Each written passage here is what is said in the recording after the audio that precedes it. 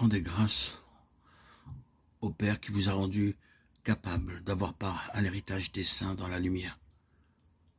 Colossiens 1,12.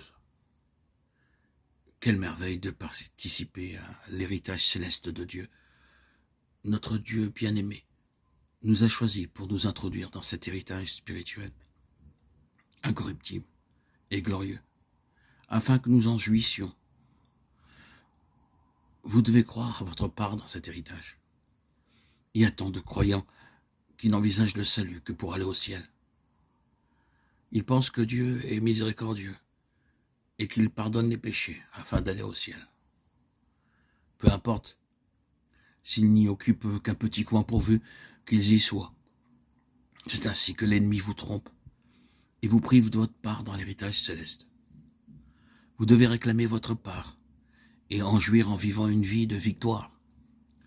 Le Seigneur déclare dans Apocalypse 21,7 « Celui qui vaincra héritera ces choses. Je serai son Dieu et il sera mon fils. » Même si vous héritez de toutes choses dans la nouvelle création, vous n'aurez pas de plus grande part que votre Seigneur. Vous direz, il est mon Seigneur, mon Dieu. Je peux aller à lui à toute heure et n'importe où. Dans ce sens, nous avons un avant-goût du ciel sur la terre. Dans les premiers jours de notre vie de chrétien, alors que nous prions, nous envisageons la prière en relation avec les choses terrestres. Nous demandons à Dieu des choses terrestres. Si Dieu répond à notre prière, nous disons, il est un Dieu bon.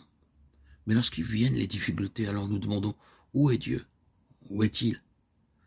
J'ai fait de bonnes actions et cependant le Seigneur a permis beaucoup d'épreuves.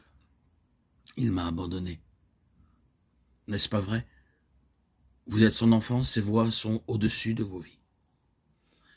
Il vous a appelé à un glorieux héritage céleste. Et la jouissance de l'héritage dépend de votre capacité de vaincre. Très miséricordieux Jésus, dont le propre est d'avoir pitié de nous et de nous pardonner.